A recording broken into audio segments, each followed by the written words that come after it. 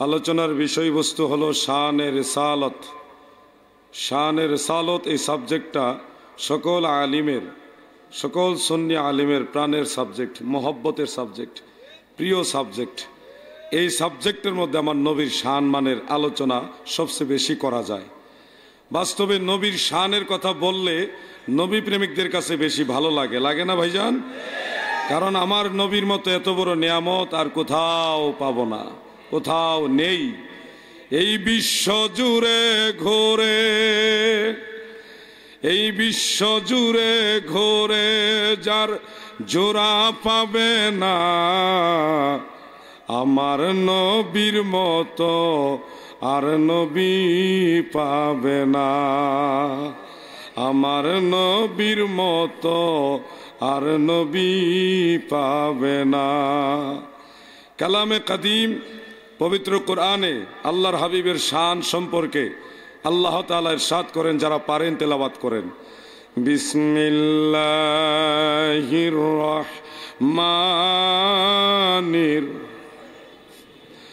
লাকাদ মান্নাল্লাহু আলাল মুমিনিনা ইয বা'সা ফীহিম রাসূলা। আমার আল্লাহ বলে, দুনিয়ার মানুষেরা গো, মুমিনদের উপরে আমি সবচেয়ে বড় এহসান করেছি, সবচেয়ে বড় করুণা করেছি যে আমি আমার রাসূলকে তাদের মাঝে পাঠাইছি। আল্লাহ তাআলার সবচেয়ে বড় করুণা হলো রাসূল এসেছেন, রাসূলের মাধ্যমেই কোরআন এসেছেন, কোরআনের মাধ্যমে রাসূল আসেনি। নবী পেয়েছি বিধায় কোরআন পেয়েছি, কোরআনের মাধ্যমে নবীজিকে পাইনি। এই জন্য নবীর প্রতি ঈমানের বিষয়টাই সবার আগে রাখতে হবে, কারণ ঈমানের মূল নবী মুহাম্মাদুর রাসূল সাল্লাল্লাহু আলাইহি ওয়াসাল্লাম। নবীর বংশ ঈমানের অংশ। এই দুইটা পয়েন্টে ভুল হলে সব কিছু ভুল হয়ে যাবে।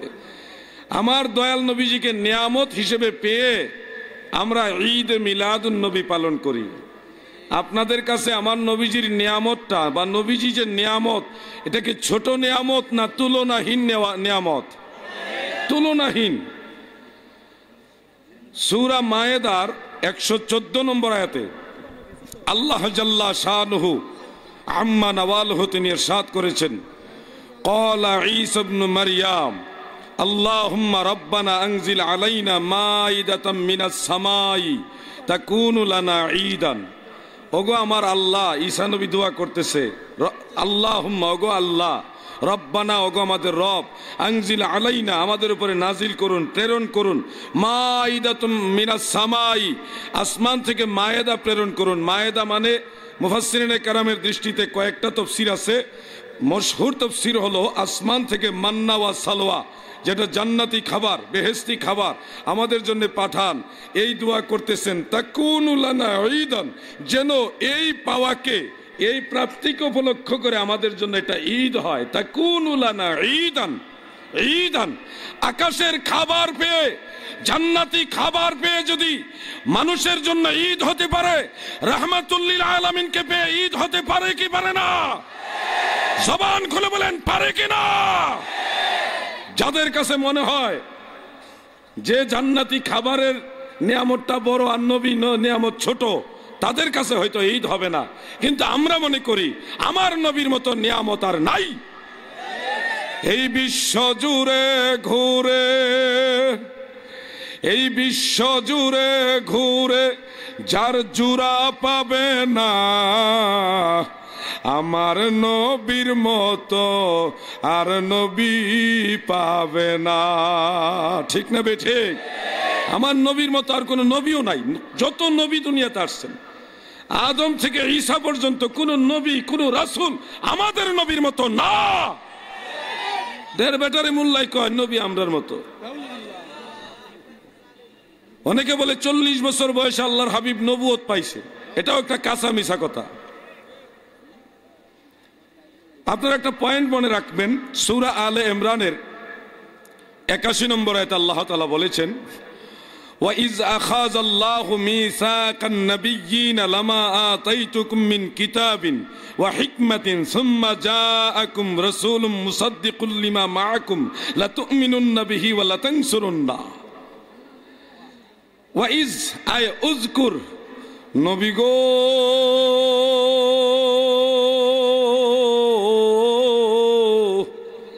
উযকুর স্মরণ করুন, হাবিব আপনি মনে করুন, আখাযাল্লাহু মিসাক, আল্লাহ তাআলা অঙ্গীকার গ্রহণ করেছেন, ওয়াদা নিয়েছেন। কার কাছ থেকে? মিসাকান নবিয়িনা, রোজে আজলে প্রথম দিনে, দিন যখন শুরু হয় ওই দিনের প্রথম দিন আল্লাহ তাআলা রুহানি জগতে সমস্ত নবীদের কাছ থেকে অঙ্গীকার নিয়েছেন। অঙ্গীকার যাদের কাছ থেকে নিয়েছেন তাদের পরিচয় হলো মিসাকান নবিয়িন, নবীদের কাছ থেকে অঙ্গীকার নিয়েছে। কাদের কাছ থেকে? একটু কথা বলেন, কাদের কাছ থেকে? তার মানে রোজে আজলে প্রথম দিনে, শুরুর দিনেই সব নবীরা নবী ডিক্লার হয়ে গেছে। কোরআনের আয়াত, এটা হাদিস নয়। মিসাকান নবিয়িন, নবীদের কাছ থেকে অঙ্গীকার নিয়েছেন। আদম থেকে ঈসা পর্যন্ত সব নবীরা নবী ছিল ওই সময়। বলবেন আমাদের নবী তখন কি ছিল? আল্লাহ নিজেই ফয়সালা দিয়েছেন, লামা আতাইতুকুম মিন কিতাবিন ওয়া হিকমাতিন সুম্মা জাআকুম রাসূল। সব নবীরা যখন নবী, তখনও আমাদের নবী আল্লাহর রাসূল। সুবহানাল্লাহ। এজন্য বলি আমার নবীর মতো আর কেউ নাই, আর হবেও না।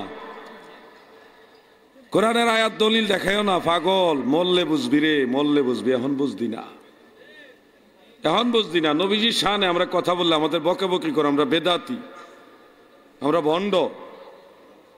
মরলে বুঝবি, তোর কবরে তোর নজদি বাবাই যাইতো না। মরার পরে মুনকার আর নাকির যখন সওয়াল করার জন্য কবরে আসবে, সহিহ বুখারী সহ অসংখ্য হাদিসের কিতাবে যেই কথাটা উল্লেখ, মা কুনতা তাকুলু ফি হাযার রাজুল, তোমার কাছে যে মানুষ, তার সম্পর্কে তুমি কি বলতে? তোমার কাছে, দূরে নয়, বাইদ নয়, করিব, করিব, কাছে। ইসমে ইশারা হলো হাজা। হাজা যখন আসে তখন এটা বাইদ বোঝায় না, দূরে বোঝায় না, কাছে বোঝায়, কাছে। দূরে হইলে জালিকা তিলকা ওগুলি আসে, হাজা হইলে কাছে বোঝায়। আমার নবী দূরে থাকবে না, আমার নবী মাইয়েতের কাছে হাজির হবে। ফুরফুরা শরীফের একজন আলিম আসতেছেন, আল্লামা ডক্টর আতাউল্লাহ বুখারী সাহেব। আমি আজকেও ফুরফুরা শরীফের একটা কিতাব দেখেছি, সেই কিতাবও দেখলাম বিষয়টা। আল্লামা রুহুল আমিন বশিরহাটি রহমাতুল্লাহ আলাই তিনিও ক্লিয়ার করে দিয়েছেন। মানুষ মারা গেলে কবরের মধ্যে যখন সওয়াল করবে, মা কুনতা তাকুলু ফি হাযার রাজুল, তোমার কাছে যেই ব্যক্তিটা উপস্থিত, সেই ব্যক্তি সম্পর্কে তুমি কি বলতে? এই কথা দ্বারা বুঝায় আল্লাহর নবী কাছে থাকবে, উপস্থিত থাকবে, হাজির থাকবে। সুবহানাল্লাহ বলেন।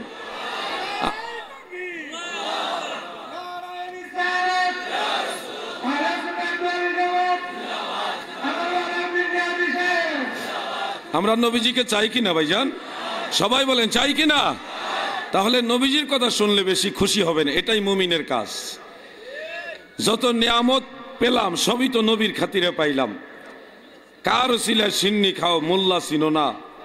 আজকে আমরা এত কিছু পাই আর নবীর কথা শুনতে ভালো লাগে না। দাদু ভাই আমার, এই সম্মেলনে আসতে আমার কিছুটা দেরি হইল রাস্তার কারণে। আপনাদের নতুন ব্রিজে এসে একটু জ্যামে পড়ে গেছিলাম, ওখানে অযথায় একটা জ্যাম লাগা ছিল, কোনো কারণ পাইলাম না, অযথা। দাদু ভাই আমার খুব মনোযোগ। এই ফিতনার যুগে ঈমান বাঁচাইবার একটাই রাস্তা গো, সেই রাস্তাটা হলো সুন্নি জামাত। তবে দাদু একটা ছন্দ বলি, সুন্নি জামাতের দোহাই দিয়াও বহু কুকিলের পাশাপাশি কাক আসতে পারে, তাদের থেকেও সাবধান থাকতে হবে। কাক এবং কোকিল দেখতে এক রঙের, এই জন্যে খাঁটি সুন্নি আর ভেজাল সুন্নি দেখতেও একরকম, কিন্তু আকীদার মধ্যে বেশ কম পাওয়া যায়।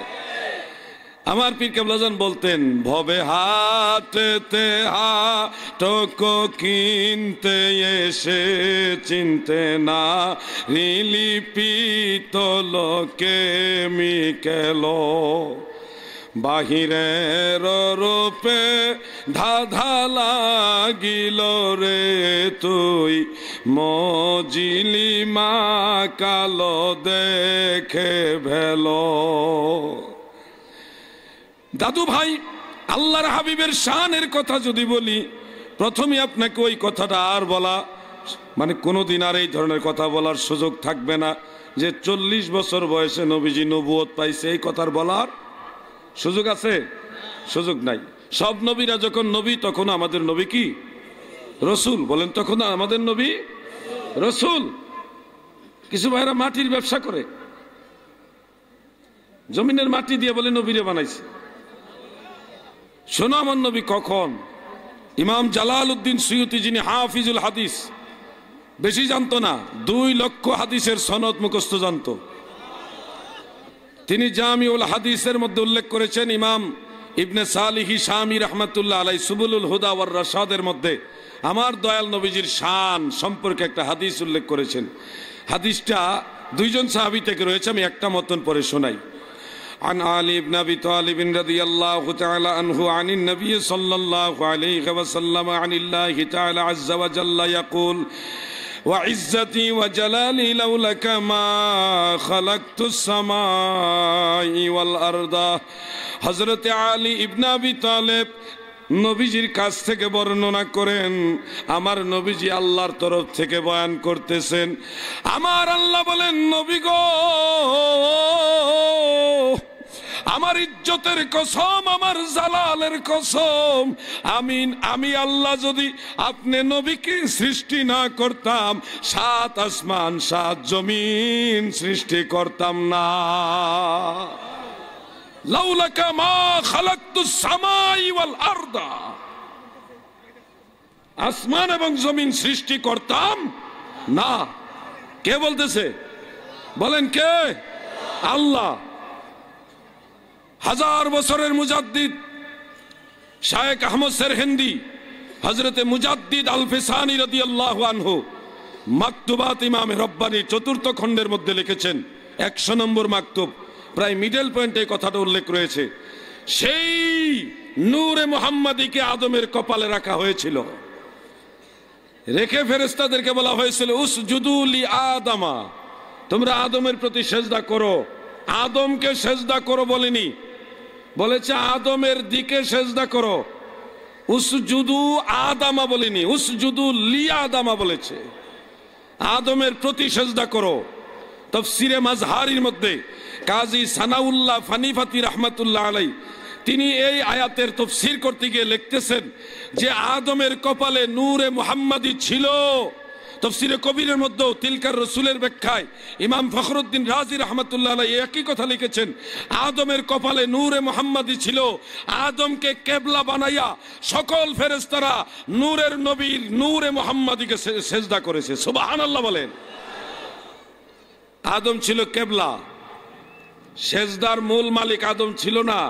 বা আদমকে সেজদা দেওয়ার জন্য আল্লাহ বলেনি, বলেছে আদমের দিকে সেজদা করা হয়েছে, আদমকে কিবলা বানিয়ে নূরে মুহাম্মাদীকে আল্লাহ তাআলার হুকুমে। আমরা কাবার দিকে সেজদা করি না ভাইজান? আপনি কি নামাজ পড়েন না নাকি? কোন দিকে সেজদা করেন? কাবার দিকে। সেজদা কি কাবা ঘরকে করেন? কাকে করেন? আল্লাহ বলতে কি শরম লাগেনি আপনার? সেজদা কাকে করেন? আল্লাহকে করি, কিন্তু দিক কাবার, দিক কাবার, সেজদা আল্লাহর। ওই ফেরেশতাদের সেজদার দিক ছিল আদম, সেজদার ছিল নূরে মুহাম্মাদীর, হুকুম ছিল আল্লাহ। এটাই তাফসীরে মাজহারি, তাফসীরে কবিরের মধ্যে উল্লেখ। আল্লামা ইমাম ইবনু হাজার মক্কি হাইতামি রাহমাতুল্লাহ আলাইহি আদ-দুররুল মানদুদের মধ্যে, এবং কাবা ঘরে তৎকালীন হানাফি মুসাল্লার ইমাম আল্লামা ইসমাইল হাক্কি রাহমাতুল্লাহ আলাইহি তাফসীরে রুহুল বায়ানের মধ্যেও এই তথ্যটাই উল্লেখ করেছেন যে সেজদা করেছিল আদমের দিকে, কিন্তু সেজদাটা করেছে মূলত নূরে মুহাম্মাদীকে। মুজাদ্দিদ আল ফিসানি রাহমাতুল্লাহ আলাইহি বলেন, সেই নূরে মুহাম্মাদী আদমের কপাল থেকে নবী শীস আলাইহিস সালাম হয়ে ইব্রাহিম আলাইহিস সালাম, ইসমাইল আলাইহিস সালাম হয়ে পর্যায়ক্রমে সেই নূরে মুহাম্মাদি বাবা আব্দুল্লাহর কপালের মধ্যে আসছে। সেই নূরে মুহাম্মাদি মা আমেনার গর্ভে ট্রান্সফার হয়েছে। সেই নূরে মুহাম্মাদি দুনিয়াতে ইনসানে মুহাম্মাদি হিসেবে প্রকাশ হয়েছে। নূরে মুহাম্মাদি ইনসানে মুহাম্মাদি হিসেবে জাহির হয়েছে। এটাই মুজাদ্দিদ আল ফিসানি রাদিয়াল্লাহু তাআলা আনহুর বক্তব্য। অতএব আমার নবী, নবী সরকারে দু জাহা, সাইয়্যিদুল মুরসালিন, রাহমাতুল লিল আলামিন, তিনি নূরে মুজাসসাম, আল্লাহর নূরের তৈরি, অথবা সৃষ্টিগতভাবে তিনি নূর। সুবহানাল্লাহ বলেন। মাটির ব্যবসার কোনো সুযোগ নাই, মাটির ব্যবসার কোনো সুযোগ নাই। এই আসমানের নিচে জমিনের উপরে এমন কোন বাপের বেটা নাই আল্লাহর হাবিবকে মাটির তৈরি প্রমাণ করবে। যেই মৌলভী সাহেব বাহাস করতে আসবেন, উনাকেই আগে প্রমাণ করতে হবে যে উনি মাটির তৈরি কিনা। চুয়াডাঙ্গার বাহাসে প্রায় 3 শতাধিক আলেম আল্লাহ রসুলকে মাটির তৈরি প্রমাণ করার জন্য আসছিল। আমি একা গুনাহগার, আমার সাথে কয়েকজন ছিল, আমি একাই সেখানে কথা বলেছিলাম। প্রায় 2 থেকে 2.5 ঘন্টার মতো বাহাস। তারা প্রায় কোরআন শরীফের 11টা আয়াত আনছে। আয়াতে না বুঝাইছে দুনিয়ার সব মানুষ মাটির তৈরি। মিনহা খালাকনাকুম, এই আয়াত পর্যন্ত দিছে, দিয়ে বলল এই মাটি থেকে আমি তোমাদেরকে সৃষ্টি করেছি। আমি এই আয়াত দলিল দিয়ে ওনারা বলছিল যে এই যে দেখেন কোরআন শরীফের মধ্যে আছে সব মানুষ মাটির তৈরি, আল্লাহ বলেছেন এই মাটি থেকে তোমাদেরকে সৃষ্টি করেছি। এরপর আমি দায়া আজ থেকে প্রায় 1000 বছরের আগের তফসিরে বগবী, মাআলিমুত তানজিল, মহিউস সুন্নাহ, ইমাম বগবী রাহমাতুল্লাহ আলাইহি, যিনি মাসাবিহুস সুন্নাহ কিতাবের মুসান্নিফ। মিশকাতুল মাসাবিহের মূল কিতাব হলো মাসাবিহুস সুন্নাহ। খতিবে তিবরিজি এটাকে কিছুটা বর্ধিত আকারে মিশকাতুল মাসাবিহ এর নামে জাহির করছেন, প্রকাশ করেছেন, কিন্তু মূল কিতাবটা হলো মাসাবিহুস সুন্নাহ। ওই মাসাবিহুস সুন্নাহর মুসান্নিফ হলো মহিউস সুন্নাহ ইমাম বগবী রাহমাতুল্লাহ আলাইহি। তিনি এই তফসিরে মাআলিমুত তানজিলের মধ্যে স্পষ্ট করে উল্লেখ করেছেন, তফসিরে কবির, তফসিরে জালালাইন। আমি 3টা কিতাব খুলে এইভাবে দেখাইলাম, দাদু মিনহা খালাকনাকুম, এই মাটি থেকে তোমাদের সৃষ্টি করেছি। এই আয়াত মানে আমরা সবাই মাটির তৈরি নয়। এই যে দেখেন 1000 বছরের মতো আগের কিতাব, সেখানে লেখা আছে মিনহা আয় মিনাল আরদে, অন্য তাফসীর আছে আই মিন তুরাবিল আরদ, এই জমিনের মাটি থেকে সৃষ্টি করেছি। খালাকনাকুম আয় খালাকনা আবাকুম আদামু আলাইহিস সালাম। সুবহানাল্লাহ বলেন। এই জমিনের মাটি দিয়ে তোমাদেরকে, অর্থাৎ তোমাদের বাবা আদমকে সৃষ্টি করেছি। এই দেখেন তফসির, এই দেখেন তফসির, এই দেখেন তফসির। উনাদের হলো তরজমা আর আমি হলো তফসির। আমি উনাদের হলো ব্যক্তিগত মত আর আমি হলাম আগের যুগের সব ইমামদের মত। একসাথে দেখালাম সব মানুষ মাটির তৈরি না, সব মানুষের বাবা আদম নবী হলো মাটির তৈরি।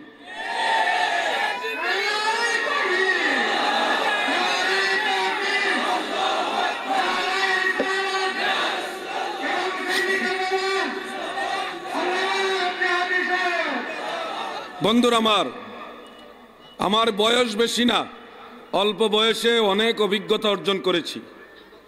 বাতিলদের সাথে কম বেশি লড়াই করতে হচ্ছে, করেছিও। আমি আমার পক্ষে কথা বলি না, আমি আমার দয়াল নবীর পক্ষে কথা বলি।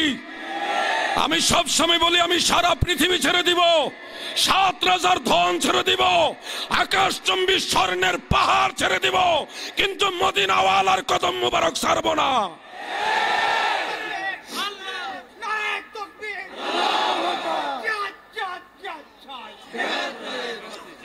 বন্ধুরা আমার, গভীর মনোযোগ। যুগে যুগে আহলুস সুন্নাত ওয়াল জামাতকে বিরক্ত করার মতো কিছু লোক থাকে। এটা এই কারণে থাকে সুন্নিদের ঈমান তাজা রাখার জন্য। আপনারা কি ইমাম হুসাইনের পক্ষে না ইয়াজিদের পক্ষে? ইয়াজিদের দালাল আসেনি বাংলাদেশে?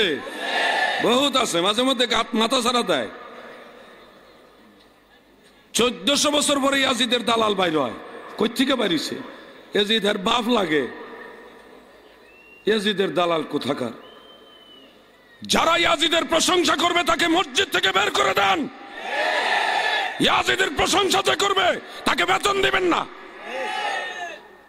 1400 বছর পর ইমাম হুসাইনের পক্ষে কথা না বলে সে ইয়াজিদের দালালি করে, ছাড় দেওয়া হবে না কাউকে। আমি এই ব্যাপারে কথা বলবো না, আব্বাসী সাহেব বলবেন ইনশাল্লাহ। আমরা মনে করি ইয়াজিদ কাফের ছিল। ইয়াজিদ কি ছিল? কাফের ছিল। কেউ কেউ মুদিল বলেছে, কিন্তু আমরা কাফের মনে করি। কারণ যার হুকুমে ইমাম হুসাইনের গলায় ছুরি চালানো হয়েছে, ইমাম হুসাইন তো যুদ্ধ করতে যায়নি। ইমাম হুসাইন সপরিবারে 6 মাসের শিশু সহকারে অসুস্থ জয়নাল আবেদিন সহ নবী পরিবারের মহিলা সদস্যদেরকে নিয়ে কুফার দিকে রওনা দিয়েছিলেন, যুদ্ধের জন্য নয়।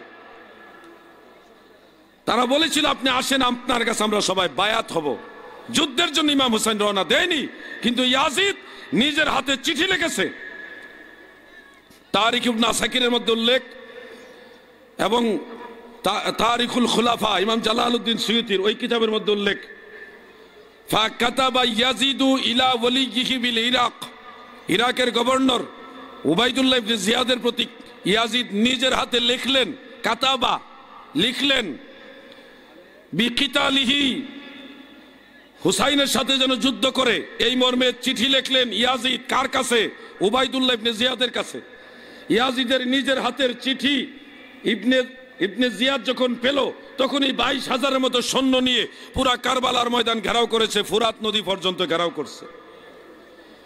বিনা অপরাধী ইমাম হুসাইন সহ নবী পরিবার এতগুলি মানুষকে যারা হত্যা করেছে, শহীদ করেছে, যার হুকুমে করা হয়েছে, তারা সবাই অপরাধী, তারা সবাই ইমাম হুসাইনের শত্রু। ঠিক না বেঠিক? আর যারা ইমাম হুসাইনের শত্রু তারা সুন্নিদেরও শত্রু। ঠিক না বেঠিক? বন্ধুরা আমার, নবীজির শানের কথা বললে নবীর বংশের কথা আসবেই। ইমানের মূল নবী মুহাম্মদুর রাসূল, আর নবীর বংশ ইমানের অংশ। নবীর বংশ ইমানের অংশ। আহলে বাইত মানতে হবে। বন্ধুরা আমার, বিরক্ত হচ্ছেন? সাংবাদিক আজাদ ভাই আমাকে মহব্বত করে দাওয়াত দিচ্ছেন, আপনাদের হয়তো কারো কারো দাবিতে। আমার আজকে মাহফিল হলো মৌলভীবাজারে, শহরের ভিতরেই। আমি এখানে আসলাম যে ভাই বলছে আমার খুব আদর করে, খুব আদর করে, তো সেই সুবাদে এখানে আসলাম। হবিগঞ্জের মানুষ আপনারা যারা আছেন, আমি জানি হবিগঞ্জ হলো সুন্নিয়তের ঘাঁটি। সারা বাংলাদেশ একদিকে আর হবিগঞ্জ হলো আরেক দিকে। যত বড় ওয়াহাবি আসুক, বাংলা ওয়াজ করার মতো ক্ষমতা হবিগঞ্জের সুন্নিদের আছে না নাই? দাদু ভাই আমার নবীর শানের কথা বললে নবীর আহলে বাইতের কথা আসবে। আর যারা নবীর কথা, নবীর আহলে বাইতের কথা শুনে খুশি হবে না, আমি মনে করব ওই লোকটাও কারবালার ময়দানে থাকলে ইয়াজিদের দলে থাকতো।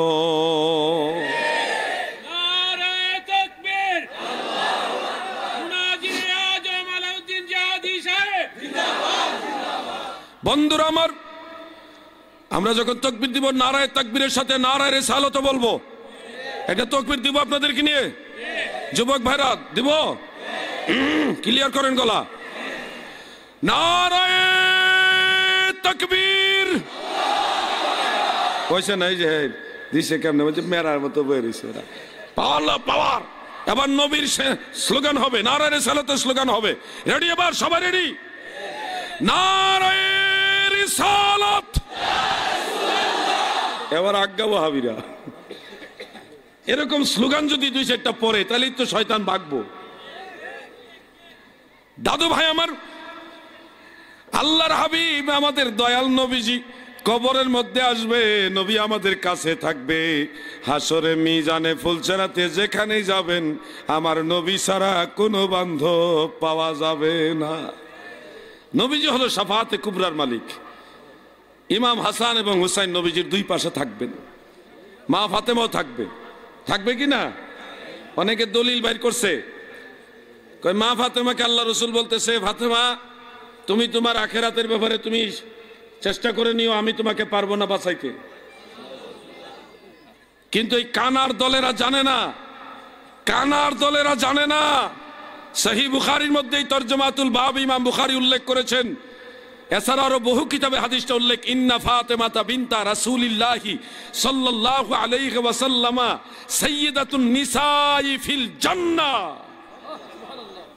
জান্নাতে যত মহিলা যাবে সুনির্দিষ্ট কয়েকজন মহিলা ছাড়া, হাতে গোনা 3 জন না 4 জন মহিলা ছাড়া বাকি সমস্ত মহিলাদের সরদারিনী হবে মা ফাতেমা। এই দলিল দেখেন কানা বাইর করছে কোন আনতে, নবীজি বলে কইছে মা ফাতেমারে বাঁচাইতে পারতো না। আচ্ছা মা ফাতেমারে বাঁচান লাগবো, উল্টা মা ফাতেমাই তো আমাদের বাঁচাই নিব। কথা ঠিক না ঠিক? আরেকটা ওয়াজ বাড়িছে, এই আরেক জাতের বেদুইন্দা মৌলবী কই কবরের মধ্যে মা ফাতেমার লাশ লইয়া যাইব গেছে। আবু যর গিফারি রাদিয়াল্লাহু আনহু নাকি কবরকে বলতেছে, কবর রে ও কবর, জাননি তোমার মাঝে কারে আনছি।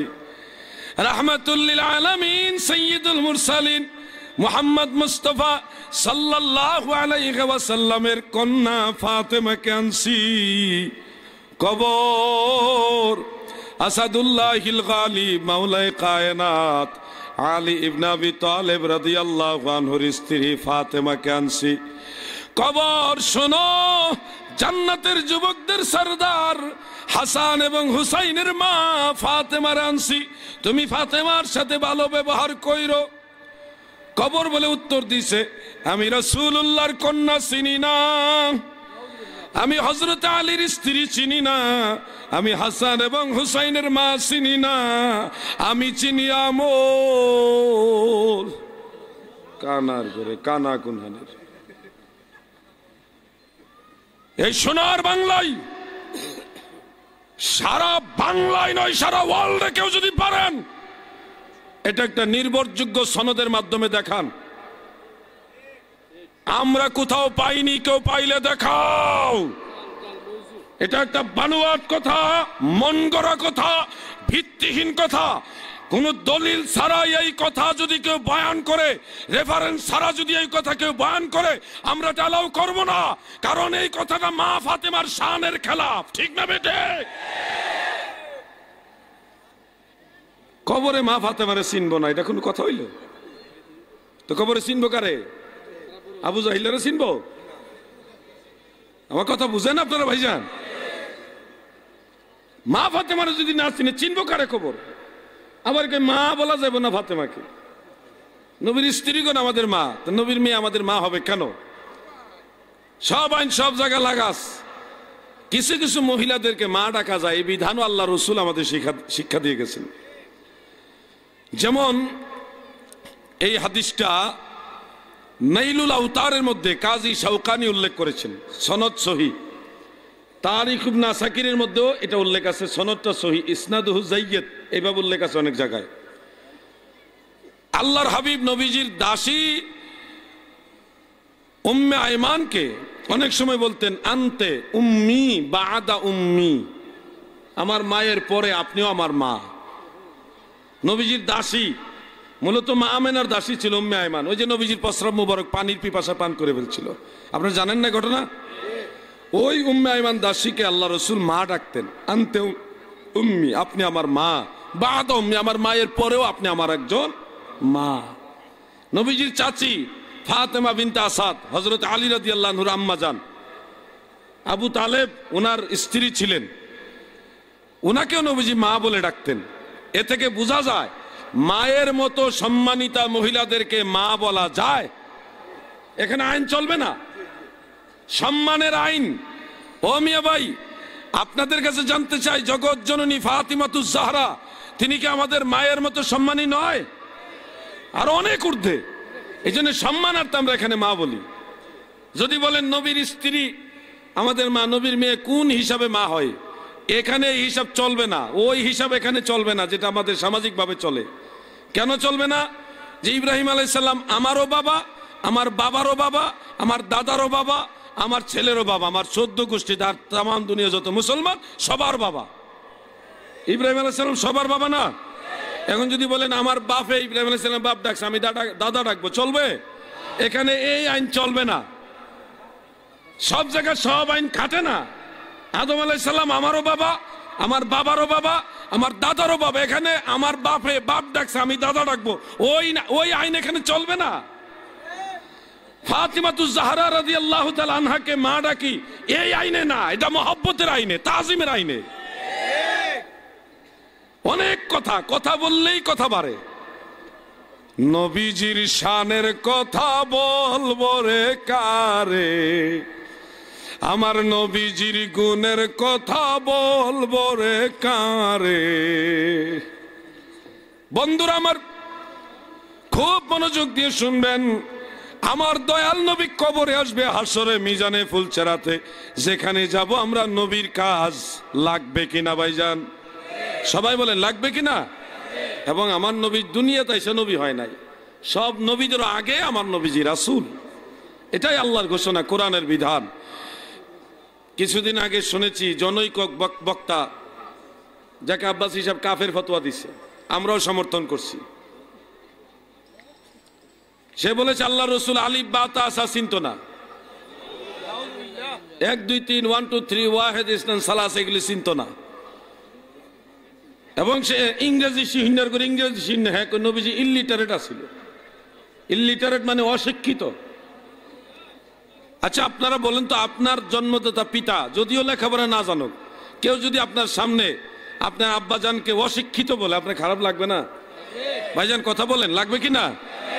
আপনি যদিও আপনার বাপ লেখাপড়া জানে না, এরপরেও যদি কেউ আপনার সামনে বলে আপনার বাপ অশিক্ষিত, কষ্ট লাগবে। কিন্তু আমাদের নবী, নবীদেরও নবী, রাসূলদেরও নবী, ফেরেশতাদেরও নবী, আরশ কুরসি লৌহ কলমের নবী, কুল কায়নাতের নবী, রাহমাতুল লিল আলামিনকে যদি আমাদের সামনে বলা হয় ইলিটারেট, অশিক্ষিত, সেটা আমাদের কষ্ট লাগবে কি লাগবে না?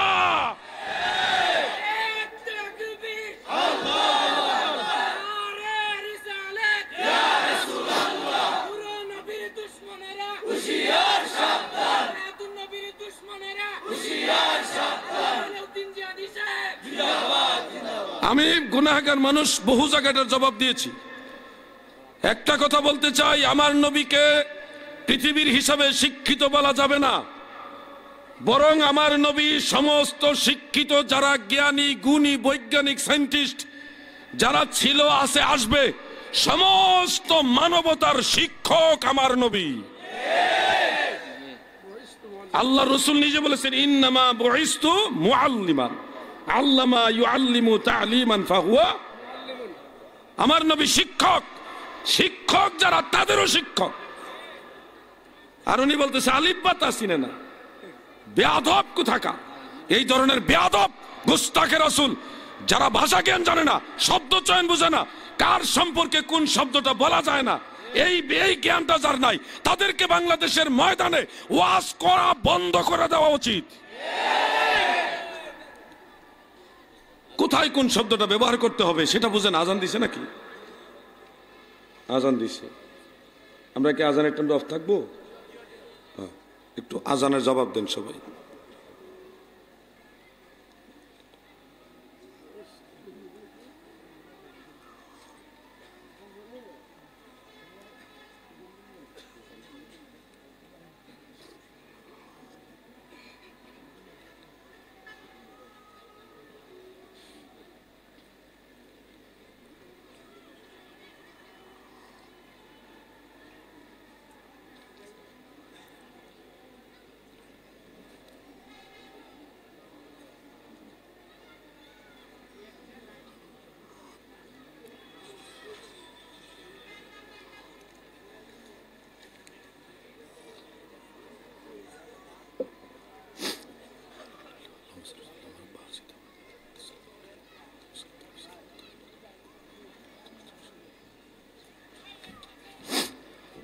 যাকে আমরা একটা আজানের জবাব দিলাম এবং আজানের দোয়া করে নিলাম। এখন অন্য আজানের জবাব দেওয়া আমাদের জন্য ওয়াজিব না, একটা দিয়ে দিলে হয়ে গেল।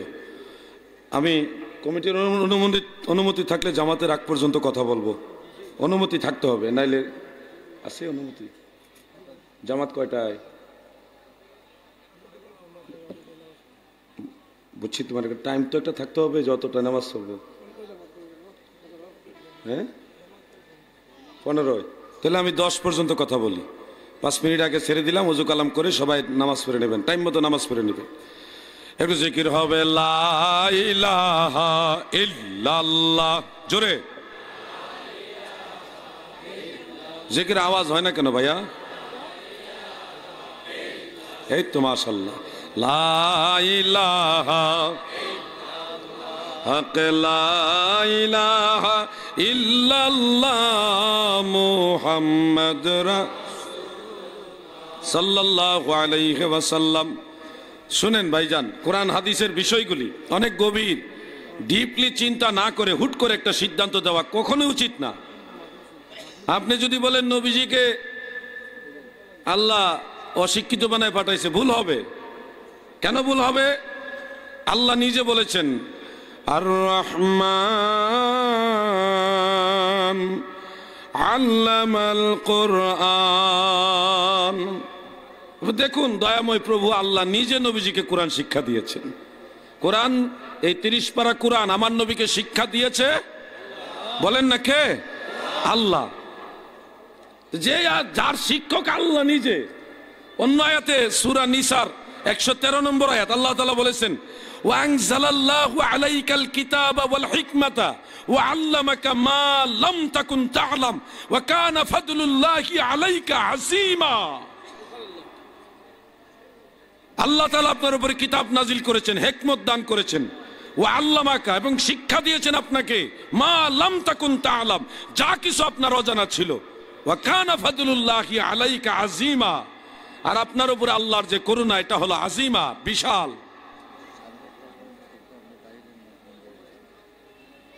আচ্ছা, আপনারা থাকলে আমি কিছুক্ষণ সময় বাড়াবো ইনশাল্লাহ, আর গেলে আমি বাঁচলাম। আপনারা থাকলে বাইরের মাইকটা বন্ধ করে আমরা ভিতরে মাইকটা চালাইয়া এই 10-15 মিনিট আরো বাড়বো আর কি। যেই টাইমটা নিলাম আরো 10-15 মিনিট বাড়বো ইনশাল্লাহ। দাদু ভাই আমার মনোযোগ দিয়ে শুনবেন। যেই কথাটা বলতেছিলাম এটা খুব সেন্সিটিভ বিষয়, হব্বে রাসূলের সাথে জড়িত, তাজিমে রাসূলের সাথে জড়িত। আমার নবীজির কাছে জিবরাইল এসে বললেন ইকরা, পড়ুন। নবীজি বললেন মা আনা বিকারিন। অনেকে বলে নবীজি নাকি বলছে আমি পড়তে জানি না, কিন্তু এটার অর্থ হলো আমি পড়নেওয়ালা নই। কারিউন এটা ইসমে ফাইল, কর্তাবাচক শব্দ। জিবরাইল বলছে পড়েন, নবীজি বললেন আমি পড়নেওয়ালা নই, পাঠক নই। পড়তে জানি না বলেনি, বলছে পড়নেওয়ালা নই। অর্থাৎ ইশারায় রাসূল আকরাম সাল্লাল্লাহু আলাইহি সাল্লাম বললেন আমি পড়ার জন্য দুনিয়ায় আসিনি, সমগ্র মানবতার শিক্ষক হিসেবে দুনিয়াতে এসেছি। সুবহানাল্লাহ বলেন। পয়েন্ট বুঝতে হবে। কোরআন শরীফে বিভিন্ন হাদিস শরীফ আছে আর নবিয়ুল উম্মি, আমার নবীজির একটা উপাধি, সিফতি নাম নবিয়ুল উম্মি, উম্মি নবী। উম্মি নবী মানে আমরা অনেকে মনে করি নিরক্ষর। মূলত নিরক্ষর না বলা উচিত, মানে এটা বলা উচিত না। কেন? উম্মি শব্দের অর্থ আরবি টু আরবি যে লুগাত, শব্দ ভান্ডার বা ডিকশনারি, অভিধান, ওগুলোর মধ্যে উল্লেখ আছে মান লা ইয়াকরা ওয়া লাম ইয়াকতুব, যে লেখে না, যে পড়ে না, তাকে বলা হয় উম্মি। এটার অর্থ লিখতে জানে না, পড়তে জানে না নয়, লেখে না, পড়ে না। লিখতে জানে না, পড়তে জানে না এরকম না, লেখে না, পড়ে না, তাকে বলা হয় উম্মি। এটার মধ্যে জানা না জানা ওটার কোনো উল্লেখ নাই, শুধু আছে যে লেখে না, পড়ে না। যেমন ধরেন ইন্নাল্লাহা লা ইয়াহদি কওমাজ জালিমিন, নিশ্চয় আল্লাহ জালিম সম্প্রদায়কে হেদায়েত করেন না। লা ইয়াহদি, লা ইয়াকরা, ওই এটার সাথে মিলান। লা ইয়াহদি মানে আল্লাহ হেদায়েত করতে পারেন না, এটা অর্থ সঠিক হবে? বলেন না, কথা বলেন। লা ইয়াহদি, আল্লাহ হেদায়েত করতে পারেন না, এটা কি সঠিক হবে? বরং অর্থ করতে হবে হেদায়েত করেন না। করতে পারেন কিন্তু করেন না, করতে পারেন কিন্তু করেন না। লা ইয়াহদি মানে হেদায়েত করেন না কিন্তু করতে পারেন। লা ইয়াকরা লাম ইয়াকতুব মানে পড়েন না, লেখেন না, কিন্তু পড়তেও জানে, লিখতেও জানে। নবীজি লেখার দরকার হয়নি, বিশেষ কারণে আল্লাহ তাআলার ইশারায় নবীজি লেখেননি, লেখার দরকার হয়নি। দাদু ভাই আমার, এজন্য যে সমস্ত বক্তারা আমার নবীজির ব্যাপারে বলবে নবীজি লেখাপড়া জানতো না, আলিফ বা তা চিনতো না, অশিক্ষিত ছিল, আমি মনে করব এরা হলো গুস্তাখে রাসূল, দুশমনে রাসূল। এদের ওয়াজ থেকে বিরত থাকাই ভালো। নতুন নতুন মশলা বাইর করে কদিন পরে পরে কি একটা ভয়ঙ্কর যুগ। ওই যে সহিহ মুসলিমের হাদিস, আল্লাহ রসুল বলছে শেষ জামানায় এমন কিছু লোক বের হবে, এমন হাদিস বলবে লাম তাসমাউ আনতুম ওয়ালা আবাউকুম, তোমরাও শোনো নাই, তোমাদের বাপ দাদাও শোনো নাই। এমন কথা বলবে, তোমরা ওই কথা শোনো নাই, তোমাদের বাপ দাদাও শুনে নাই। আল্লাহ রসুল বললেন ফাইয়াকুম ওয়া ইয়াহুম, তোমরাও তাদের কাছ থেকে দূরে থাকো, তাদেরকেও তোমাদের কাছ থেকে দূরে রাখো। এখন যদি কেউ বলে দেয়ালের ওই পারে কি আছে নবী তাও জানে না, মেনে নিবেন? এ কথা শুনছেন কোন সময়? এটা নজদি বাহিনী ছাড়া কেউ কয় না। কৌশলে প্রচার করে, কৌশলে, ডাইরেক্ট না, কৌশলে, যে দেয়ালের ওই পারে কি আছে নবী জানে না। যখন ঠেলা দিয়ে ধরছি তখন আল্লাহ যেটা জানে এটা জানে। তা আল্লাহ যেটা জানা ওইটা যদি জানে, তাহলে ওই যে মুসনাদ আহমদের হাদিস عن عبد الرحمن بن عائش رضي الله تعالى عنه قال قال النبي صلى الله عليه وسلم رأيت ربي عز وجل في أحسن سورة। আব্দুর রহমান ইবনে আইশ রাদিয়াল্লাহু তাআলা আনহু বলেন, আল্লাহর হাবিব বলেন, উম্মতেরা রে শুনে রাখো, আমি রাসূল আমার আল্লাহকে বেমিসাল রূপে দেখেছি। এরপরে আমার দয়াল নবী বলেন, আল্লাহর কুদরতি হাত আমার সিনার উপরে রাখলেন, আর এক বর্ণনে আছে কাঁধের উপরে রাখলেন। আমি শীতল অনুভব করলাম, ঠান্ডা অনুভব করলাম। আল্লাহ তাআলা বলেন, বন্ধু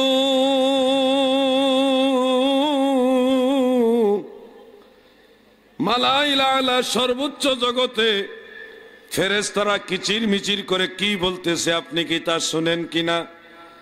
আল্লাহর হাবিব বললেন, মাওলা গো, আমার বুক এখন ঠান্ডা, আমি কিছুই অনুভব করতে পারছি না। বিভিন্ন আলফাজে হাদিসটা আছে। তখন আল্লাহর কুদরতের হাত নবীজির সিনার উপরে রেখে বললেন, হাবিব এবার অনুধাবন করতে পারেন কিনা?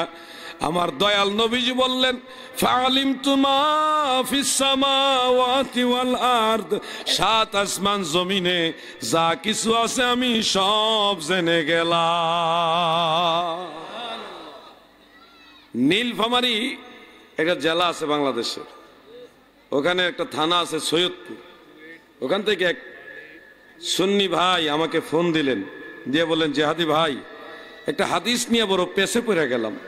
কি সেই পেশ? যে বুখারী শরীফের মধ্যে আছে, হাসরের ময়দানে এক শ্রেণীর লোককে জাহান্নামী ফেরেশতারা তারা জাহান্নামের দিকে নিতে চাবে। তখন নবীজি বলবে, এরা আমার লোক, এরা আমার উম্মত। ফেরেশতারা তখন বলবে, ইয়া রাসূলুল্লাহ, আপনি জানেন না আপনার ইন্তেকাল শরীফের পরে এরা কত শিরক বেদাত, কত খারাপ কাজের সাথে জড়িত হয়েছে, এটা আপনি জানেন না? ফেরেশতারা বলবে। তখন নবীজি বলবে, দূর হও, দূর হও। বুঝছেন? এই হাদিসটা দেখায়া ওয়াহাবিরা ওই উনারে ঘায়েল করছে। দেখছেন, ফেরেশতারা নবীজিকে বলবে দূর হও, আর নবীজি বলবে দূর হও, আর ফেরেশতারা বলবে আপনি জানেন না। তার মানে নবীজির ইন্তেকাল শরীফের পরে এরা কি কি করছে নবী জানে না। নাহলে ফেরেশতারা কেন কইবে আপনি জানেন না? আমার কেউ ভাইটার কোনো উত্তর আসেনি। আমি আছে তো, কি উত্তর? যে ফেরেশতারিকে এই কথা বলছে না বলবে? এক দুই সেকেন্ড পরে কয় বলবে, এখনো বলে নাই। এই ঘটনাটা কি ঘটে গেছে না ঘটবে? ঘটবে, এখনো ঘটেনি। কোন কারণে নবীজি তারায়া দিবে, ফেরেশতারাই কথা বলবে?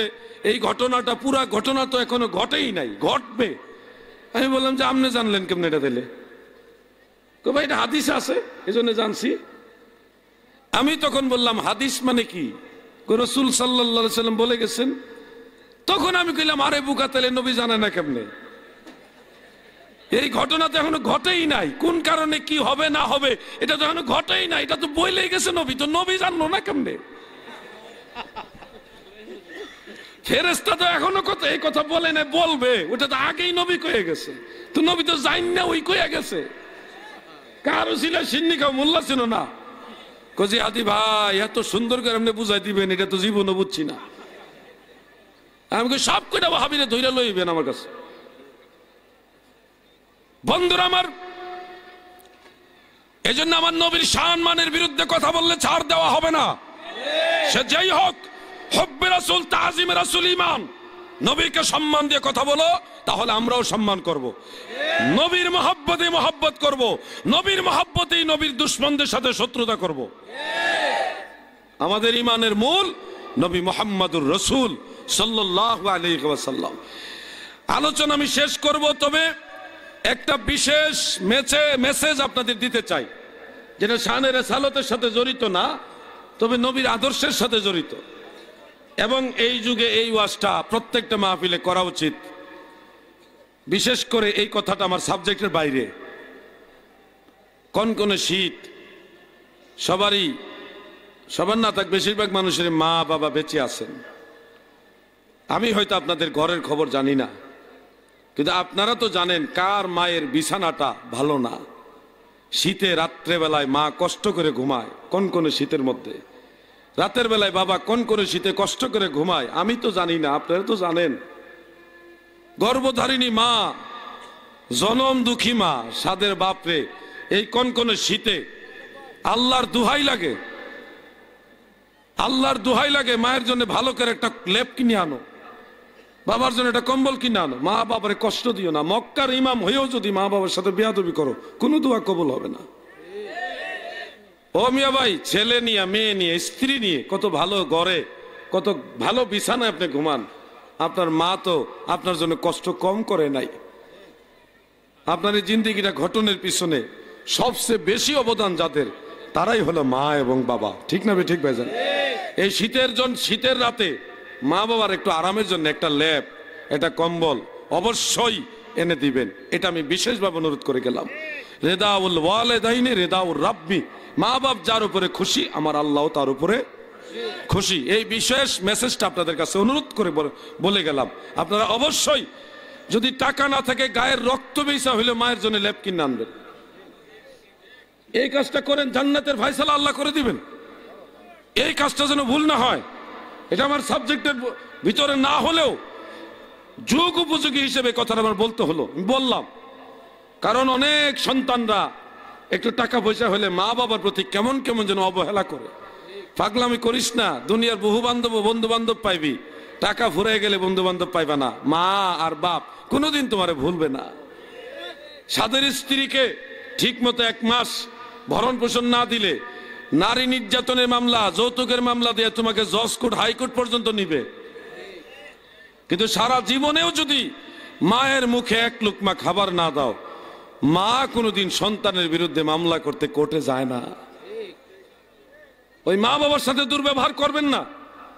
যদি একান্তই কারো কাছে মায়ের ল্যাপ কেনার জন্য, তোষক কেনার জন্য, বাবার কম্বল কেনার জন্য টাকা না থাকে, সাংবাদিক আজাদ ভাইয়ের সাথে যোগাযোগ করবেন।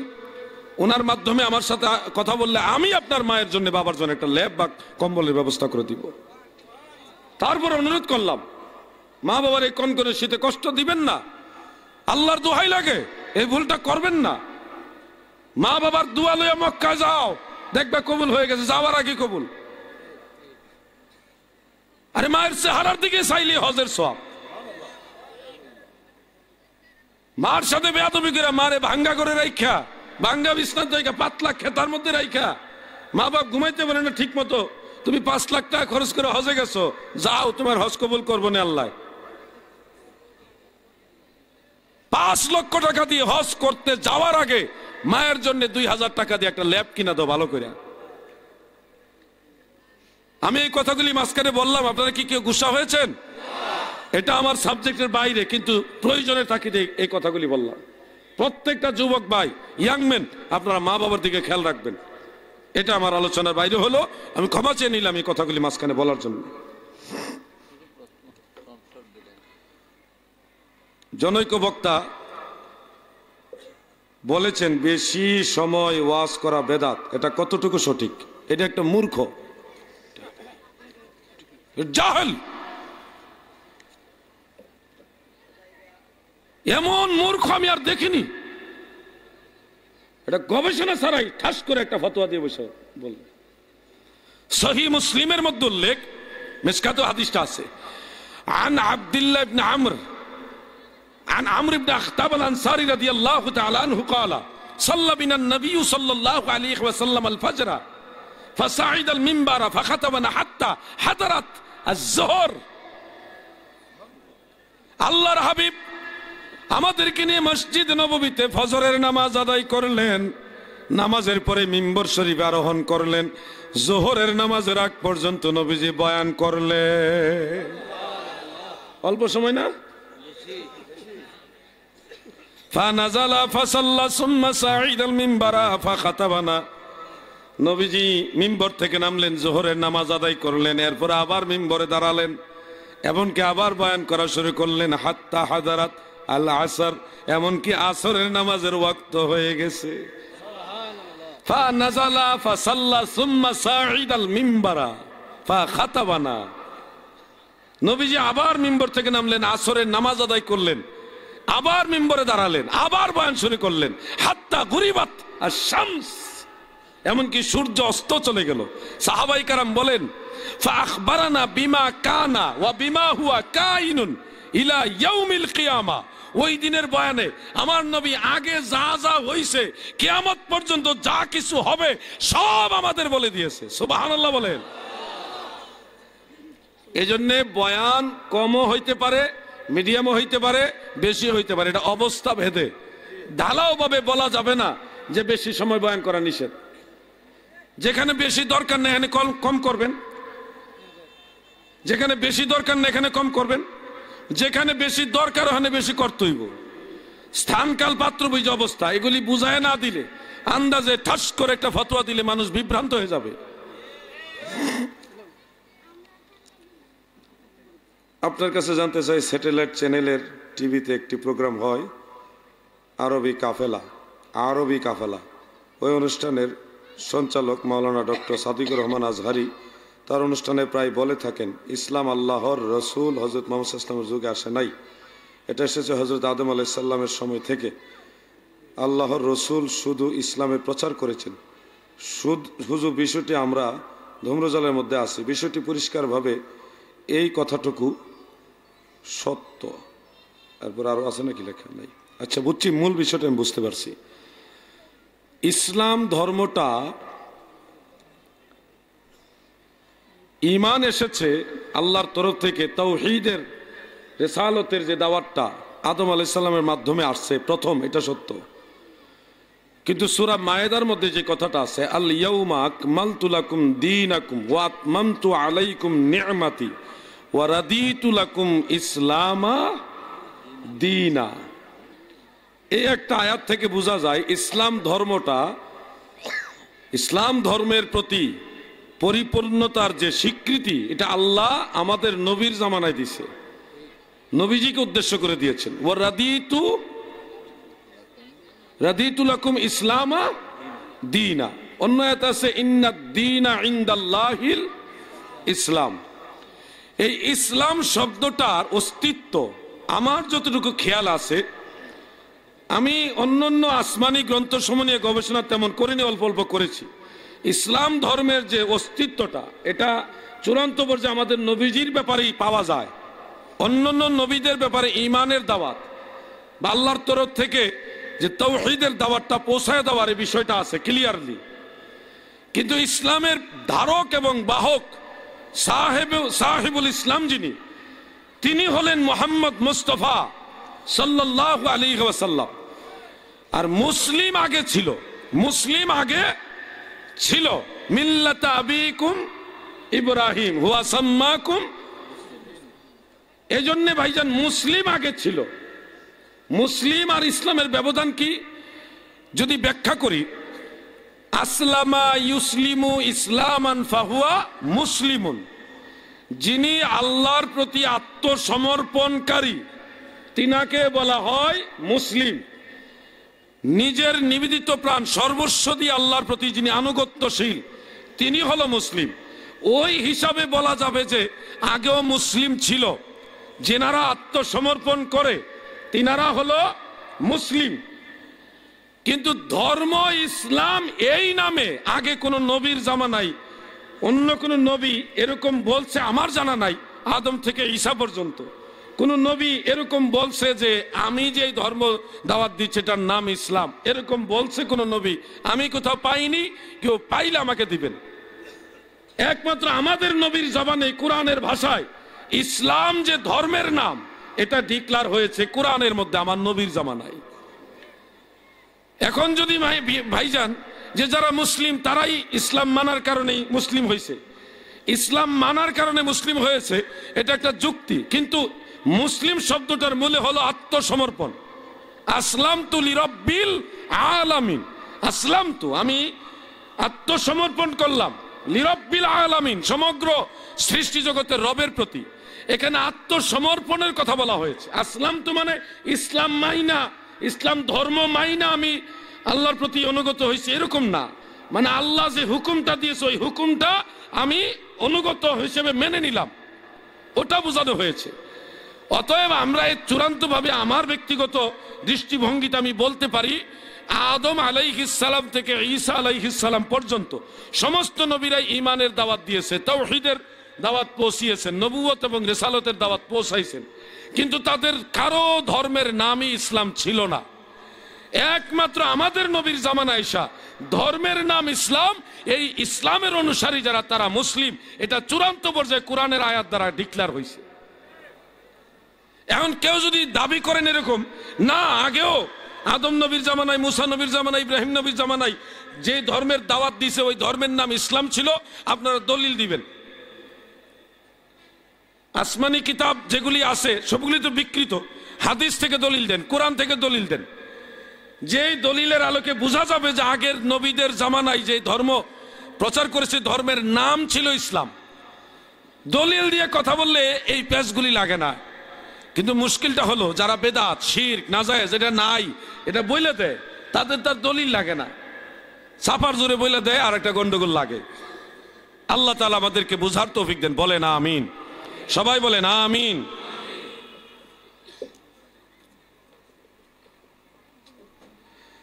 জানাজার নামাজে প্রথম তাকবীরের পর দ্বিতীয় তাকবীরে কেউ হাত তুলে তাকবীর দিলে নামাজ হবে কি? প্রথম তাকবীরের পরে তো সানা পড়লেন, দ্বিতীয় তাকবীরে হাত এমনি উঠাই লইছেন নাকি? হাত উঠাই আবার ছেড়ে দিয়েছেন, যেটা ঈদের নামাজে করা হয়।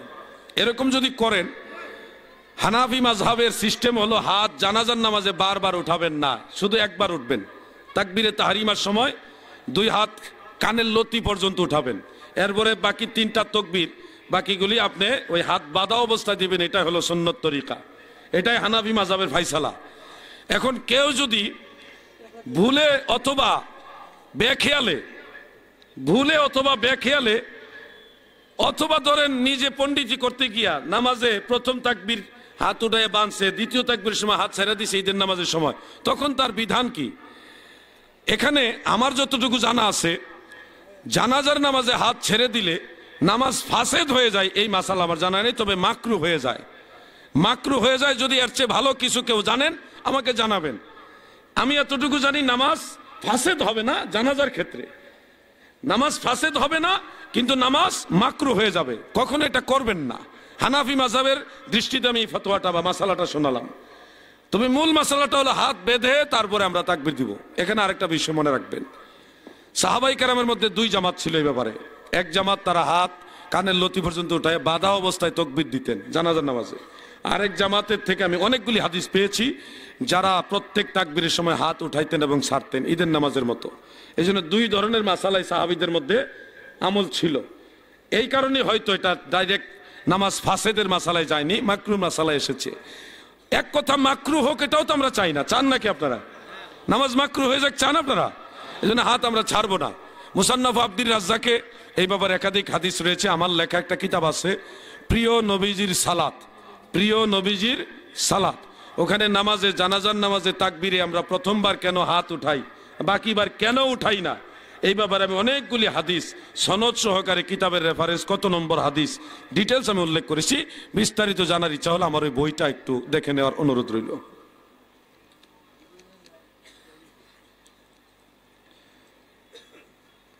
এটার উত্তর অনেক জায়গায় দিছি। আল্লাহ রসুলের ব্যাপারে এই মিজান আজহারি নামক একটা বেয়াদব, সে বলেছে মা খাদিজাতুল কুবরা ভার্জিন ছিল না, ইনটেক ছিল না। এটা বলে সারা দেশে যখন সমালোচনার ঝড় উঠছে, তখন সে অনলাইনে লাইভে এসে মা ফোসাইছে। বেয়াদব, যে শব্দটা তোমার মায়ের ব্যাপারে বললে তোমার খারাপ লাগবে, সেটা উম্মুল মুমিনিন, সমস্ত মুমিনদের মা খাদিজাতুল কুবরা, রাসূলুল্লাহ সবচেয়ে আদরের স্ত্রী, সে খাদিজাতুল কুবরা রাদিয়াল্লাহু তাআলা আনহার সম্পর্কে তুমি বলো কিভাবে? তোমার কমন সেন্স নাই? ঘোড়ার গাছ কেটে লেখাপড়া করছো? এ সমস্ত বক্তাদেরকে মাঠে ময়দানে ওয়াজের জন্য নেওয়া উচিত না, তাদেরকে আগে ওয়াজ শিখাইতে হবে। কোন মুহাক্কিক, মুত্তাকি, পরহেজগার, বড় আলিমের সোহবতে থেকে আগে ভাষা জ্ঞান শিখক, এর আগ পর্যন্ত তাদেরকে মাঠে ওয়াজ করা বন্ধ করে দেওয়া হোক।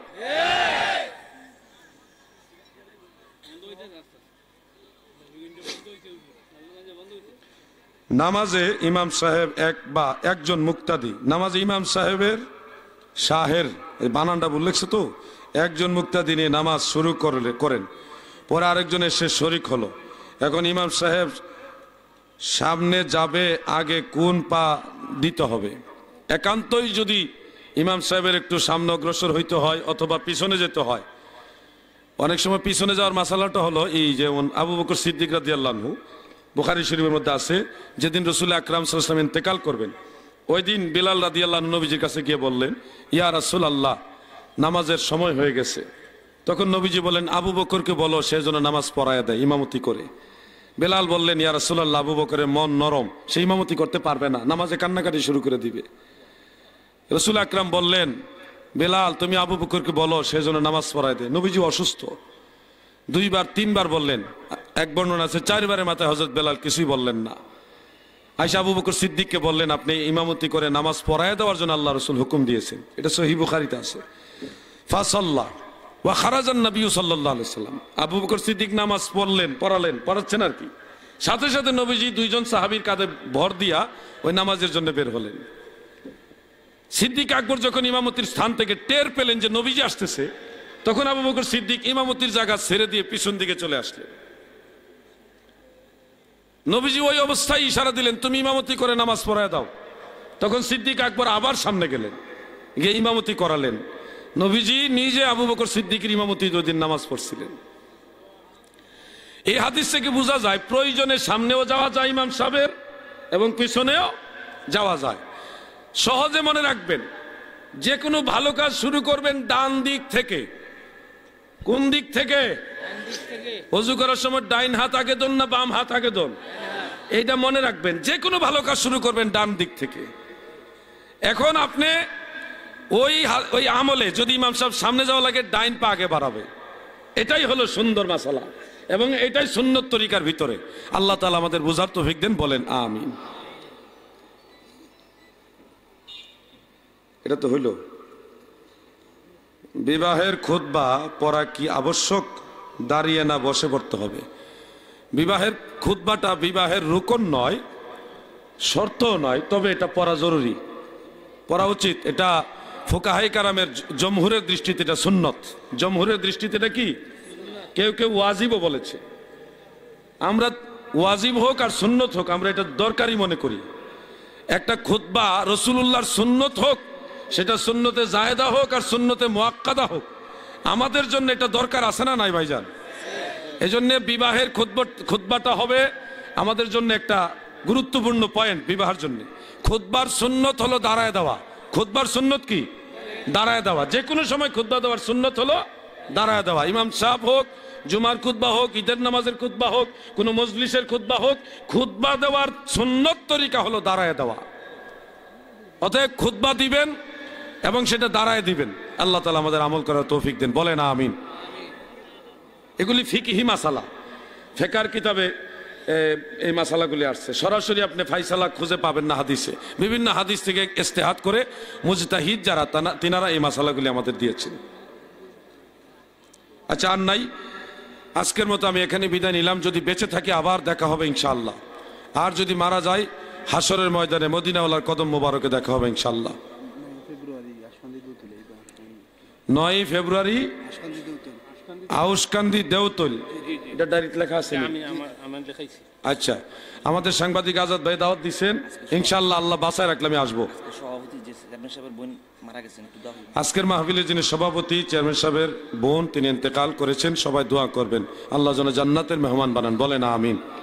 এদিকে আরেকটা মাহফিল আছে ইয়াতে পুটিজুরি 25শে ফেব্রুয়ারি, বহু বড় বড় আলেমরা আসবে, আমি গুনাহগার ইনশাআল্লাহ থাকবো। তো মোনাজাত কি শেষ হবে না? মুক্তাসার, আচ্ছা একটু মুক্তাসার আমরা দোয়া করি। আচ্ছা ইনশাআল্লাহ অবশ্যই। আস্তাগফিরুল্লাহ রাব্বি মিন কুল্লি যামবি ওয়া আতুবু ইলাইহি লা হাওলা ওয়ালা কুওয়াতা ইল্লা বিল্লাহিল আলিয়্যিল আযীম। আল্লাহুম্মা আমিন। রব্বানা যালামনা আনফুসানা ওয়া ইল্লাম তাগফির লানা ওয়া তারহামনা লানাকুনান্না মিনাল খাসিরিন।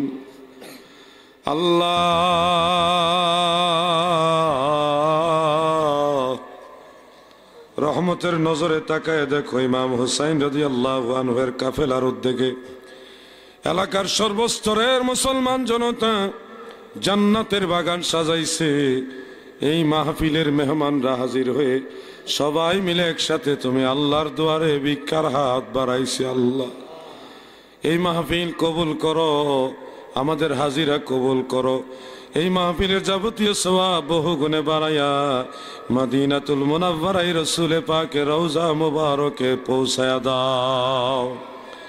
तमाम साहबाई कराम सोहादाई कराम आहले बैतेर हुजूर सोहादाई करबाला चार मजहबेर चार इमाम चार तरिकार चार इमाम समस्त आउलियाई कराम हजरत शाहजालाल यामानी मुजर्रदी शाहपुरान यामानी सिपाह सलार सैयद नसीरुद्दीन रहमतुल्लाह अलैहि सैयद शाह मुस्तफा रहमतुल्लाह अलैहि खाजा इनायतपुरी रहमतुल्लाह अलैहि आमार पीर मुर्शिद खाजा बाबा फरीदपुरी रहमतुल्लाह अलैहि सह समस्त औलिया औलियाদের আরওয়াহ পাকে সওয়াব নজর পৌঁছায়া দাও। আমরা যারা হাত বাড়াইলাম আমাদের অনেকের মা নাই, অনেকের বাবা নাই গো আল্লাহ। এই জন্মের বিদায় লইয়া যাদের মা বাবা কবরে শুয়ে গেছে ওই মা বাবার কবর জান্নাতের বাগান বানায়া দাও। দাদা দাদি নানা নানি ভাই বোনা পঞ্জন প্রিয়জন আত্মীয় স্বজন এলাকার ময়মুরবি মুমিন মুসলমান যারা কবরবাসী হয়ে গেছেন সকলার আরওয়াহ পাকে মাহফিলের সওয়াব পৌঁছায়া দাও। আল্লাহ মাহফিলের সভাপতি চেয়ারম্যান সাহেবের বোন ইন্তেকাল হয়েছে, তিনাকে মাফ করে জান্নাতের মেহমান বানায়া দাও। আল্লাহ আল্লাহ আমরা যারা অসুস্থ তুমি আসমানে চিকিৎসা দিয়া শিফায়ে আজেলা দান করো মাওলা। এই মাহফিলে যারা হাজিরিন সবার জীবনের সমস্ত গুনাহ খাতা মাফ করো আল্লাহ। যারা লেখাপড়া করে মেধা শক্তি বাড়ায়া দাও আল্লাহ। যে যেই নিয়তে তোমার কাছে হাত বাড়াইছে সকলের দিলের নেক নিয়তগুলি পুরা করো আল্লাহ। বিভিন্ন রাষ্ট্রে প্রবাসী ভাইরা যারা আছেন তাদেরকে সহি সালামতে রাখো আল্লাহ। উলামায়ে কেরামকে ওয়ারাসাতুল আম্বিয়া হিসেবে কবুল করো আল্লাহ। সুবহান রাব্বিকা রাব্বিল ইজ্জাতি আম্মা ইয়াসিফুন ওয়া সালামুন আলাল মুরসালিন আলহামদুলিল্লাহি রাব্বিল আলামিন বিহাক্কি লা ইলাহা ইল্লাল্লাহু মুহাম্মাদুর রাসূলুল্লাহ। আসসালামু আলাইকুম ওয়া রাহমাতুল্লাহ।